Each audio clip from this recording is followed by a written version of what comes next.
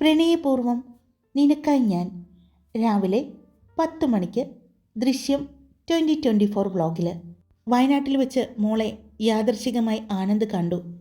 ആനന്ദ് നിന്റെ സഹോദരി ആദിലക്ഷ്മിയെ വിവാഹം കഴിക്കാൻ പോകുന്ന ആളാണ്.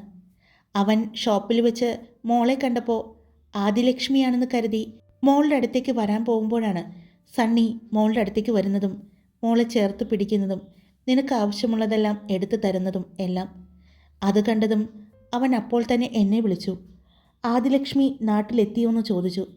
ഇല്ല, അവൾ US-ലാണെന്ന് തന്നെ പറഞ്ഞതും അവൻ അവിടെ നിന്നും മോളുടെ ഫോട്ടോ എടുത്ത് എനിക്ക് അയച്ചു തന്നു.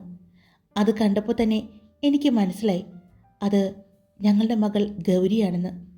സണ്ണിയുടെ കൂടെയുള്ളത് സണ്ണിയുടെ ഭാര്യയാണെന്ന് അറിയാവുന്നത് കൊണ്ട് അപ്പോൾ അത് ഗൗരിയായിരിക്കും എന്ന് അവൻ പറയുകയും ചെയ്തു. പക്ഷേ അവനിലും അത്ഭുതം തന്നെയായിരുന്നു ആദിലക്ഷ്മിയെ പോലെ തന്നെ ഇരിക്കുന്ന ഗൗരിയെ കണ്ടിട്ട്. മോളുടെ ഫോട്ടോ കണ്ടതും ഞാൻ അപ്പോൾ തന്നെ ഇവിടെ നിന്നും വയനാട്ടിലേക്ക് തിരിച്ചു. അവിടെ വന്ന് മോളെ ഞാൻ കണ്ടിട്ടുണ്ട്, ഒന്നല്ല ഒരുപാട് പ്രാവശ്യം. അനന്തപത്മനാഭൻ പറഞ്ഞു. ഞാൻ മാത്രമല്ല, അംബികയും. ഞങ്ങൾ രണ്ടുപേരും കുറച്ച് ദിവസം അവിടെ ഉണ്ടായിരുന്നു. മോളെ എല്ലാ ദിവസവും കാണുന്നുണ്ടായിരുന്നു, അനന്തപത്മനാഭൻ പറഞ്ഞു.